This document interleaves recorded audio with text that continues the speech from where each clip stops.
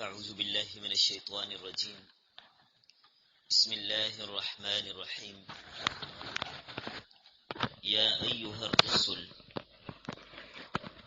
اے رسولو، کلو کھاؤ، من الطیبات پاکیزہ چیزوں میں سے، وَاعْمَلُوا صالحا اور عمل کرو اچھے، انی بے شک میں بما تعملون علیم جو کچھ تم کرتے ہو جاننے والا ہوں۔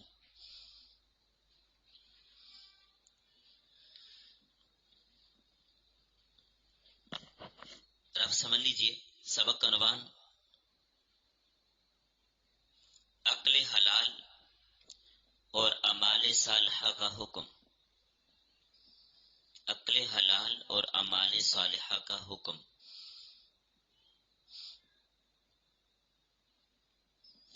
یہ درس نمبر 7 ہے۔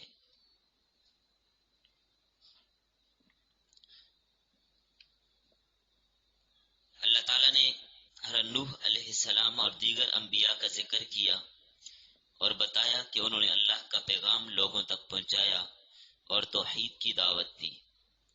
پھر انبیاء کے تذکرے میں قوموں کی نافرمانی اور ان کی ہلاکتوں کا ذکر ہوا۔ پھر اللہ تعالیٰ نے فرعون کی سرکشی اور اس کے تکبر کے احوال کو بیان کیا۔ پھر آخر میں حضرت عیسیٰ علیہ السلام اور حضرت عیسیٰ کی والدہ کا ذکر کیا۔ دونوں ماں بیٹا اللہ کی قدرت کی نشانیوں میں سے ہیں۔ اس بات کی بھی ساتھ وضاحت فرما دی کہ دونوں اللہ کی قدرت کی نشانیوں میں سے ہیں۔ اکثر قوموں نے محض اس لیے انبیاء کو جھٹلایا کہ وہ انسان تھے۔ کہتے تھے ہم اپنے ہم مثل انسان کے اتباع کیسے کریں، اور اسی بنیاد پر انہوں نے رسالت کا انکار کیا، رسولوں کی بات کو نہ مانا، ان کی نافرمانی کی۔ پھر اللہ تعالیٰ نے وقوع قیامت اور بعث بعد الموت کا ذکر بھی کیا اور اسے برحق فرمایا۔ اللہ تعالیٰ نے بہت سے دلائل دیے جن سے اللہ کی توحید اور وقوع قیامت پر ایمان لانے کی ترغیب بھی ملی۔ تو اللہ تعالیٰ نے فرمایا کہ اس بارے میں شبہ کرنے والے لوگ غلط اور نادان لوگ ہیں۔ اب آج کے سبق میں جو پڑھی گئی آیت ہے، اس آیت کے اندر اللہ تعالیٰ نے حکم دیا پاکیزہ چیزیں کھاؤ۔ تو اس آیت میں اللہ نے ملت کا ایک عام اصول بیان کیا جو تمام انبیاء کی تعلیم میں مشترک ہے۔ یا ایھا الرسل کلوا من الطیبات وعملوا صالحا۔ کیا فرمایا؟ اے رسولو، پاک چیزیں کھاؤ اور نیک اعمال انجام دو۔ تو یہ خطاب تمام انبیاء سے ہوا، تمام انبیاء سے یہ خطاب ہوا۔ تمام نبیوں کے دین میں یہ حکم رہا حلال کھانے کا۔ حلال کھانا، حلال طریقے سے کما کر، یہی حکم تمام مومنین کو بھی ہے۔ یہاں اس صورت میں یا ایھا الرسل کلوا من الطیبات واعملوا صالحا فرمایا، اور سورۃ طٰہٰ میں کلوا من الطیبات ما رزقناکم فرمایا، جو ہم نے تمہیں روزی دی اس میں سے پاکیزہ چیز کھاؤ، طیب کھاؤ، حلال کھاؤ، حرام نہ کھاؤ۔ نبی صلی اللہ علیہ وسلم نے بھی یہ بات بیان فرما دی۔ طیب کیا ہے؟ اس میں کسی کا حق نہ ہو، اس میں کسی کا کوئی حق متعلق اس چیز کے ساتھ نہ ہو، وہ طیب ہے۔ اب دو چیزیں حلال بھی ہو اور طیب بھی ہو۔ حلال جس کو اللہ نے حلال کیا ہے، طیب جس کے ساتھ غیر کا حق متعلق نہ ہو۔ اب ایک چیز حلال تو ہے، آپ نے دیکھا سامنے باغ ہے سیب کا، تو بھئی سیب حلال ہے، کھا سکتے ہیں. آپ نے سیب توڑ کے کھانے شروع کر دیے. اب آپ سے کوئی کہے بھئی آپ کیوں کھا رہے ہیں یہ سیب، آپ کی تو نہیں ہے. مالک سے نہ اجازت لی، نہ اس کو پتا، نہ اس سے پوچھا، ایسے ہی آپ اس کے سیب توڑ کے کھا رہے ہیں. تو اب کہیں میں کون سا حرام چیز کھا رہی ہوں بھائی، حلال سیب ہے، اللہ نے ان کو حلال کیا، میں تو حلال چیز کھا رہا ہوں. حرام تو نہیں ہے، یہ حلال ہے لیکن طیب نہیں ہے، اس لیے کہ ان کے ساتھ غیر کا حق متعلق ہے، چوری ہے یہ. پھر غیر کا حق متعلق ہو گیا تو وہ بھی حلال نہیں رہتے، وہ بھی ناپاک ہو جائیں گے، ان کا کھانا بھی جائز نہیں ہوگا. اس طرح اس کی بہت ساری نوعیتیں ہیں. اب سڑک پہ دیکھا ایک بکری جا رہی ہے، پکڑ لیا اسے، ذبح کر لیا، بھوننا شروع کر دیا. دوسرے نے کہا بھئی آپ حرام کیوں کھاتے ہیں؟ انہوں نے کہا اللہ کے بندے، بکری حلال چیز اللہ نے حلال کی ہے، بکری کھا رہا ہوں. پھر دوسری بات، میں نے اس کو ذبح بھی کیا، مردار بھی نہیں ہے، ذبح کر کے کھانے کو کم، میں نے اس کو ذبح بھی کیا، تو حرام کیسے ہوگی؟ تو حرام ایسے ہو گئی کہ غیر کا حق کس کے ساتھ متعلق ہے، کسی اور کی، یہ آپ کی نہیں ہے، آپ نے اس سے اسے خریدا نہیں، اس سے اجازت نہیں لی، ایسے ہی اس کو کھا رہے ہیں، تو یہ کیا ہو گئی؟ حرام ہو گئی. اور رسول اللہ صلی اللہ علیہ وسلم نے کیا فرمایا؟ ان اللہ طیب لا يقبل الا طیبا، اللہ خود پاک ہے اور پاک کی چیز کو قبول بھی کرتا ہے، حرام مال کو اللہ قبول نہیں کرتا.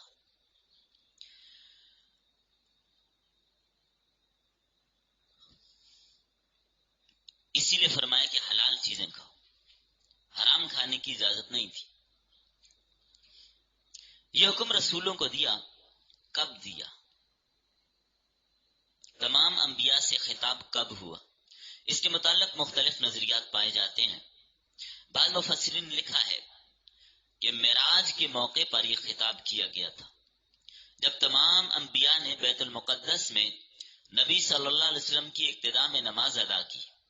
اس وقت یہ خطاب کیا تھا سارے رسولوں کو کہ اے رسولوں کی جماعت، حلال کھاؤ، پاکیزہ چیزوں میں سے کھاؤ اور نیک اعمال کرو. نمبر 2، ایک تو یہ ہو گیا. بعض مفسرین فرماتے ہیں یہ خطاب اس وقت ہے جب اللہ نے انبیاء سے میثاق لیا تھا، جس کا تذکرہ آپ نے سورہ آل عمران میں پڑھا ہے کہ اللہ تعالیٰ نے سارے نبیوں سے، جتنے بھی نبی ہیں سارے نبیوں سے میثاق لیا تھا. وَإِذْ أَخَذَ اللَّهُ مِيثَاقَ النَّبِيِّينَ، اس موقع پر یہ انبیاء کرام کو فرمایا گیا کہ حلال کھاؤ. اس وقت کی بات ہو رہی ہے جب اللہ تعالیٰ نے سارے انبیاء کرام سے یہ عہد لیا تھا. ایک قول تو اس میں یہ ہے کہ اس وقت کی بات ہو رہی ہے. وَإِذْ أَخَذَ اللَّهُ مِيثَاقَ النَّبِيِّينَ، سارے انبیاء کرام سے اللہ نے عہد لیا، ہر نبی سے اللہ تعالیٰ نے یہ عہد لیا تھا. ایک تو نبی صلی اللہ علیہ وسلم کی معیت کے بارے میں کہ جب میرے نبی تشریف لے آئے، آخری نبی حضرت محمد صلی اللہ علیہ وسلم جب تشریف لے آئے، تم نے ان کی مدد کرنی ہے، ان کی معاونت کرنی ہے اور ان پر ایمان بھی لانا ہے.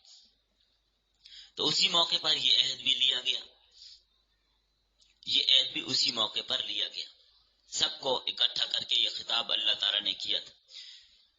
اور تیسرا قول یہ ہے سارے انبیاء کو اکٹھا نہیں کیا گیا تھا، بلکہ ہر نبی کو اللہ نے اس کے زمانہ نبوت میں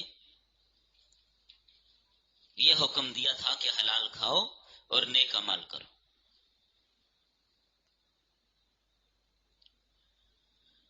تو بہرحال ان دو باتوں کا حکم ملت کا ایک عام ضابطہ اور اصول ہے. حدیث میں آتا ہے جس کام کا حکم اللہ نے نبیوں کو دیا وہ حکم تمام مومنوں کے لیے بھی ہوتا ہے. اب یہ نہیں ہے کہ صرف نبیوں کو کہا حلال کھاؤ، آگے مومنین کو بھی یہی کہا گیا کہ مومن بھی یہی کام کریں گے، حلال چیزیں کھاؤ اور نیک کام کرو. اب دیکھیں گزشتہ دروس میں انبیاء و مرسلین کی تعلیمات اپنی اپنی قوم کے لیے جو تھی ان کا تذکرہ ہوا. کیا فرماتے تھے؟ اے لوگو، اللہ کی عبادت کرو، اس کے علاوہ کسی اور کی عبادت نہ کرو. یہی فرماتے رہے، یا قوم اعبدوا اللہ ما لکم من الہ غیر، تمہارا اس کے علاوہ کوئی معبود نہیں، لہذا اس کی عبادت کرو. تو یہ بھی دین کا اصول اور ضابطہ ہے جو ہر نبی نے اپنی امت تک پہنچایا. تو دین کے بڑے بڑے اصولوں میں توحید، رسالت، قیامت، کتب سماویہ، ملائکہ، ایمان بالقدر یعنی تقدیر پر ایمان لانا،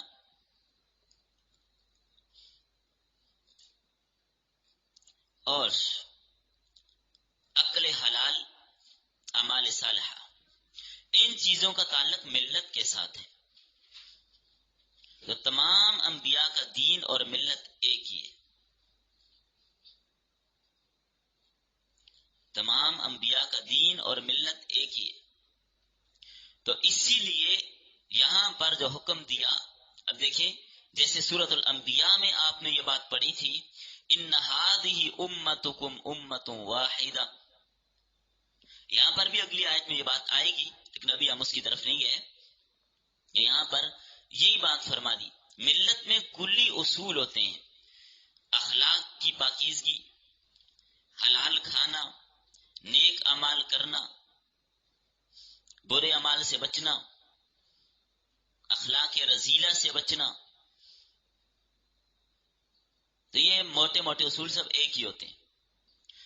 یہ سب نبیوں میں مشترک تھے، اصول سب میں مشترک تھے. جیسے یہاں پہ حلال کھانے کا حکم دیا گیا، تو یہ سب میں حلال کی ترغیب سبھی کے لیے تھی.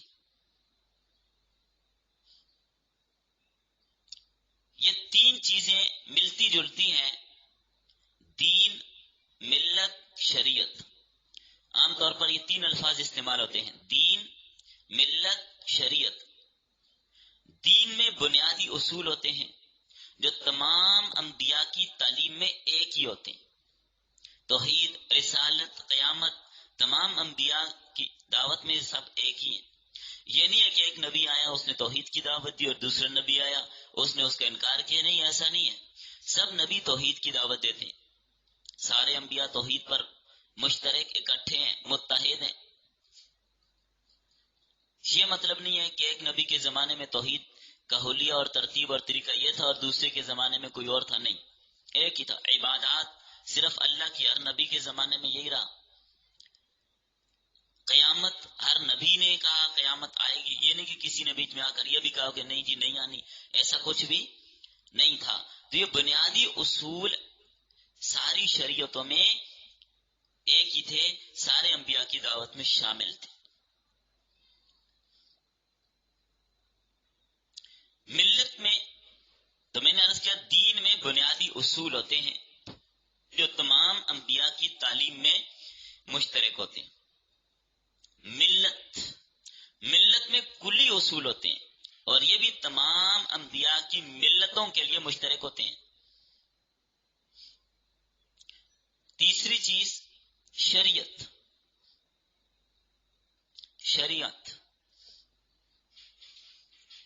ہر نبی کی الگ الگ ہوتی ہے، کیونکہ شریعت میں جزیات ہوتی ہیں. بعض شرائع میں کوئی چیز حلال ہوتی ہے تو بعض میں حرام ہوتی ہے، اور ایک شریعت کے بعض احکام دوسری شریعت کے لیے منسوخ ہو جاتے ہیں. تو شریعت کے لیے منہاج کا لفظ بھی استعمال کیا جاتا ہے. لِكُلٍّ جَعَلْنَا مِنْكُمْ شِرْعَةً وَمِنْهَاجًا، ہم نے ہر امت کے لیے الگ الگ منہاج یا شریعت مقرر کی ہے. پھر آخر میں اللہ نے حضور صلی اللہ علیہ وسلم کو خطاب کر کے فرمایا ثُمَّ جَعَلْنَاكَ عَلَى شَرِيعَةٍ مِّنَ الْأَمْرِ فَاتَّبِعْهَا، ہم نے آپ کے لیے بھی ایک خاص شریعت مقرر کی ہے، آپ اس کی اتباع کیجئے، لوگوں کو بھی اس کی دعوت دیجئے. تو عقل حلال اور عمل صالح ملت کے اصولوں میں سے ہے اور یہ سارے نبیوں کے مشترک اصولوں میں سے ہے، تو اللہ نے سب نبیوں کو یہی حکم دیا کہ حلال کھاؤ۔ امام حسن بصری جو اجلا تابعین میں سے ہیں، وہ فرماتے ہیں اللہ تعالیٰ نے کسی چیز کے سیاہ سفید رنگ کی بنا پر یہ حکم نہیں دیا، بلکہ حلال چیز کو معیاری قرار دے کر اس کو کھانے کا حکم دیا۔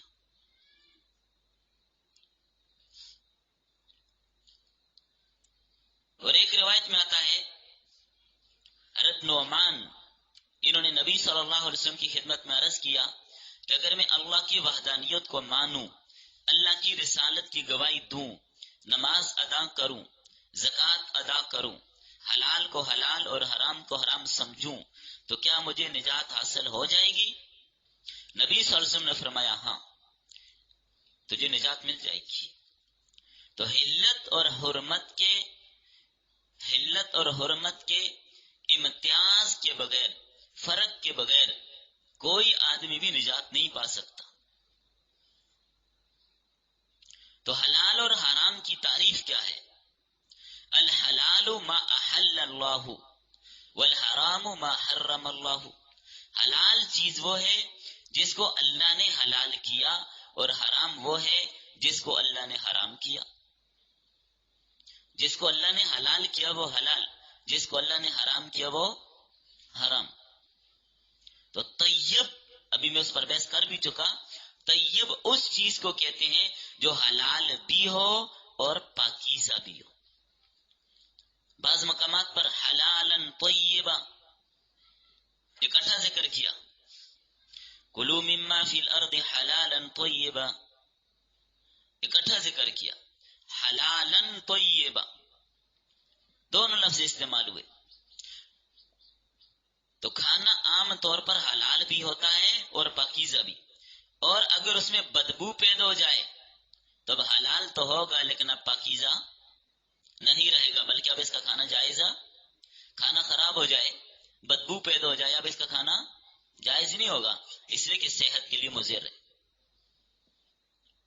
تو طیب ہونے کے لیے یہ بھی شرط ہے کہ اس کے ساتھ غیر کا حق متعلق بھی نہ ہو، جیسے ابھی میں آپ کو اس کی مثالیں دے چکا ہوں، غیر کا حق متعلق نہ ہو۔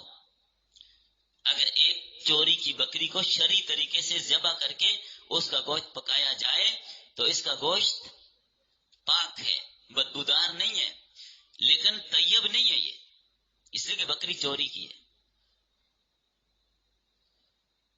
تو حرام چیز کا استعمال کرنا اس سے منع فرما دیا گیا۔ حرام کھانے سے حرام خون پیدا ہوگا تو پھر عبادت قبول نہیں ہوگی۔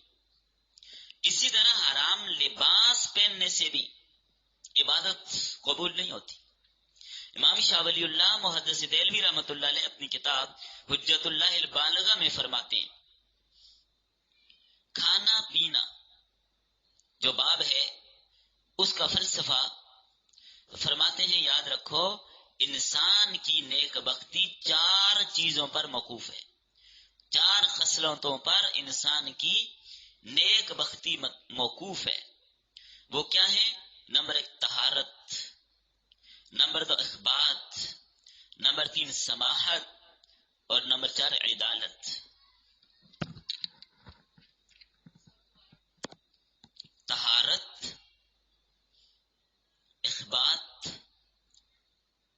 سماحت، عدالت، اگر ان کی متضاد خصلتیں پائی جائیں گی، یعنی طہارت کے بجائے نجاست، اخبات کے بجائے عاجزی کے بجائے تکبر، سماحت کے بجائے خساست رذالت، اور عدالت کے بجائے ظلم، تو یہ بندہ بدبخت ہوگا۔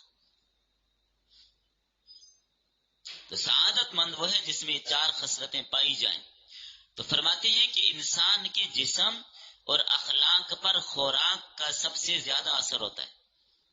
اگر خوراک پاک ہوگی تو اخلاق بھی پاک ہوں گے، اگر خوراک ناپاک ہوگی تو انسان کے اخلاق بھی ناپاک ہوں گے۔ تو اس لیے اللہ تعالیٰ نے اپنے رسولوں اور ان کی معرفت تمام لوگوں کو حکم دیا لوگوں کو حکم دیا کہ پاک چیزیں کھاؤ جو حلال ہیں اور صاف ستھری ہیں، ناپاک اور حرام چیزوں سے دور رہو، بچو۔ نجاست ظاہری اور نجاست باطنی دو طرح کی ہوتی ہیں۔ تو نجاست جیسے ظاہری ہوتی ہے باطنی بھی ہوتی ہے۔ اگر کھانے یا پینے کی کوئی چیز ہے اس میں نجاست پڑ جائے تو اب ظاہری نجاست ہے، وہ ناپاک ہے، اب اس کھانے کو آپ نہیں کھا سکتے، کھانے کے قابل نہیں ہے، اس میں پیشاب گر گیا، اس میں کوئی غلاظت گر گئی، اب اس کو نہیں کھائیں گے، نجس ہو گیا۔ تو یہ ظاہری نجاست ہے۔ باطنی نجاست کیا ہے؟ کوئی چیز غیر اللہ کی منت کے طور پر دی جائے، بظاہر تو وہ صاف ستھری ہے لیکن اس کے اندر باطنی طور پر نجاست پائی جاتی ہے۔ اللہ تعالیٰ نے 4 چیزوں کو قطعی حرام قرار دیا۔ انما حرم علیکم المیت والدم ولحم الخنزیر وما اہل به لغیر اللہ۔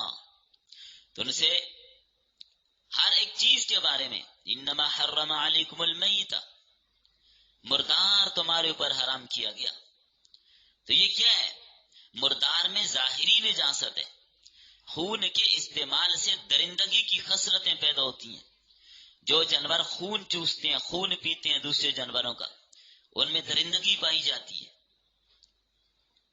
خنزیر کے گوشت اور نظر لغیر اللہ میں روحانی نجاست پائی جاتی ہے، جس سے انسان کی روح پلید اور ناپاک ہو جاتی ہے۔ لوگوں کی نجاست ان کے نفسوں میں پڑی ہوئی ہے، شرک سے روح ناپاک ہو جاتی ہے۔ تو اس لیے فرمایا قرآن کریم میں کیا حکم دیا؟ رجس، جو بتوں کی رجس ہے، فَاجْتَنِبُوا الرِّجْسَ مِنَ الْأَوْثَانِ، بت پرستی کے گند سے، بت پرستی کی غلاظت سے دور رہو، بچو۔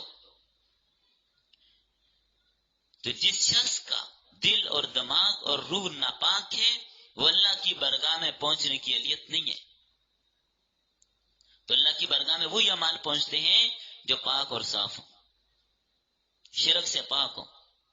تو اللہ نے سارے نبیوں کو حکم دیا کہ حلال کھاؤ، اور ایمان والوں کو بھی یہی حکم ہے کہ تم بھی حلال کھاؤ، حرام کھانے کی اجازت نہیں۔ کلوا من الطیبات ما رزقناکم، جو روزی ہم نے تمہیں دی ہے اس میں سے حلال چیزیں کھاؤ، پاکیزہ چیزیں کھاؤ جو حلال ہیں، صاف ستھری ہیں۔ اسی لیے فرمایا ان اللہ طیب لا یقبل الا طیبا، اللہ خود بھی پاک ہے اور پاک چیز ہی قبول کرتا ہے۔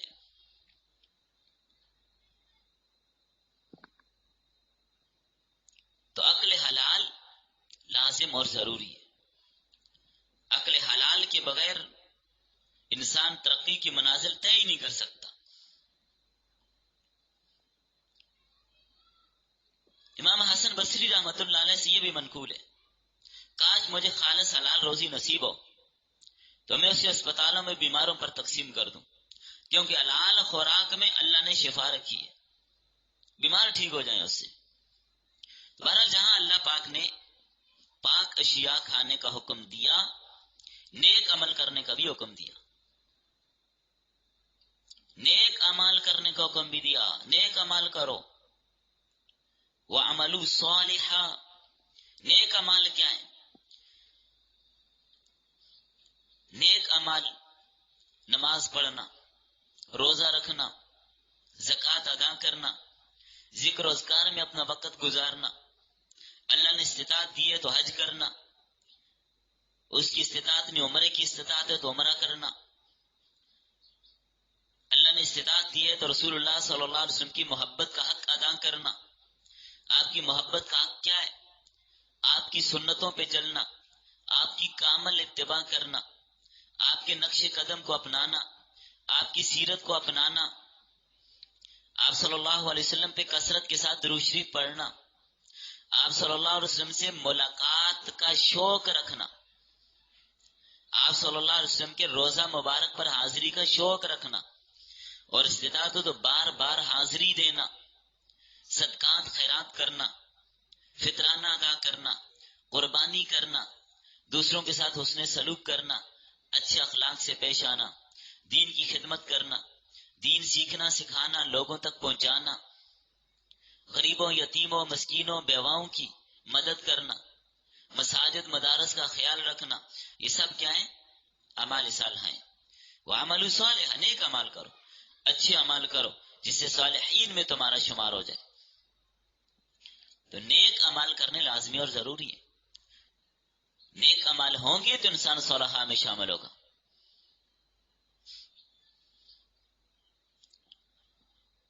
اب یہ نہیں ہے کہ کوئی چیز انسان کو کہیں سے ملی اور اٹھا کر اس کو استعمال کر لے، یہ نیکی کے بھی خلاف ہے اور حلت کے اصولوں کے بھی خلاف ہے۔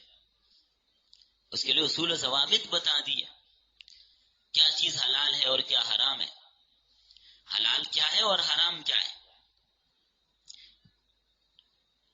جتنی سبزیاں اور چارے ہیں، نباتات جتنے بھی ہیں، علم اصول کیا ہے؟ جتنے بھی نباتات ہیں ان میں اصل حلت ہے۔ جب تک کسی سبزی کے بارے میں، کسی نباتات کے بارے میں، کسی پھل کے بارے میں دلائل سے یہ بات معلوم نہ ہو جائے کہ مضر صحت ہے، اس میں زہریلا مواد پایا جاتا ہے، تو اس وقت تک اس کا کھانا جائز ہوگا۔ اگر ایک چیز مضر صحت ہے، اس میں زہریلا مواد پایا جاتا ہے، پھر اس کا کھانا جائز نہیں ہوگا۔ ورنہ کتنی نئی نئی قسم کی سبزیاں آتی ہیں، ہر سبزی کا نام قرآن و حدیث میں تو نہیں ہے کہ یہ سبزی کھاؤ، یہ سبزی کھاؤ، یہ سبزی کھاؤ، ایسا تو کچھ بھی نہیں ہے۔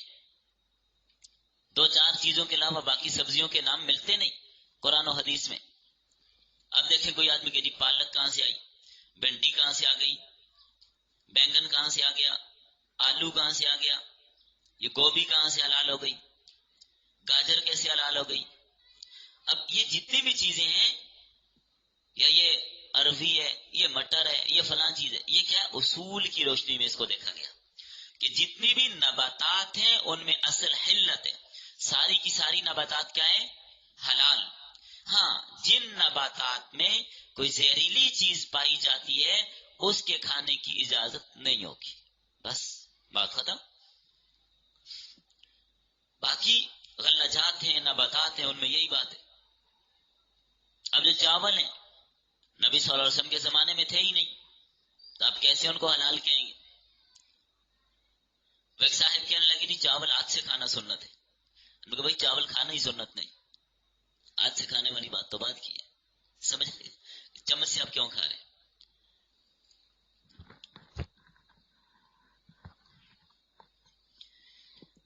تو جتنے غلہ جات ہیں ان میں اصل کیا ہے؟ حلت۔ ہاں، گوشت ان میں اصل حرمت ہے، حرمت گوشت میں اصل حرمت ہے۔ وہاں پر دیکھیں گے حلت کس میں ہے، کون سے جانور کا گوشت ہے یہ، آیا جس کو شریعت نے حلال کیا، شریعت نے جس کی حلت کے اصول بتائے اس جانور کا ہے، اس جانور کو ذبح بھی کیا یا نہیں کیا، وہاں پر اصول دیکھیں گے گوشت میں۔ یہ نہیں کہ بس گوشت تیری کوئی بھی جانور ہے کھا لو، کسی بھی طرح مل کے کھا لو، نہیں، ایسا نہیں ہوگا۔ وہاں پر اگر ذبح کیا اس کے الگ مسائل ہیں، اس کو شکار کیا ہے اس کے الگ مسائل ہیں۔ شکار کیا کیسے کیا؟ جو کتا بھیجا پکڑنے کے لیے تکبیر پڑھ کے بھیجا تھا، اس کتے کے ساتھ اور کتا تو نہیں ملا تھا، کتا پڑھا لکھا تھا، سمجھدار تھا یا نہیں؟ کتے نے خود تو اس سے کچھ بھی نہیں کھایا۔ یہ ساری چیزیں دیکھی جاتی ہیں، پھر اس سے کھانے کی اجازت ہوتی ہے۔ یا باز بھیجے تبھی بھی یہی ہے، تیر مارے تکبیر پڑھ کے مارا تھا یا ویسے ہی مارے؟ تیر سے جانور مارا، شکار تیر سے مارا، یا دب آنے کی وجہ سے بلندی پہ کھڑا تھا، پہاڑ کی چوٹی پہ تیر لگا، وہ نیچے گرا تو گرنے سے مارا، جب گرنے سے مارا تو پھر تو وہ مردار ہو گیا، اس کا کھانا جائز تو نہیں ہوگا۔ تو یہ ساری چیزیں دیکھی جاتی ہیں گوشت کے معاملے میں۔ تو گوشت میں اصل حرمت ہے، کن جانوروں کا گوشت حلال ہے؟ اب دیکھیں بعض جانور وہ ہیں جو درندے ہیں، سارے درندے حرام ہیں۔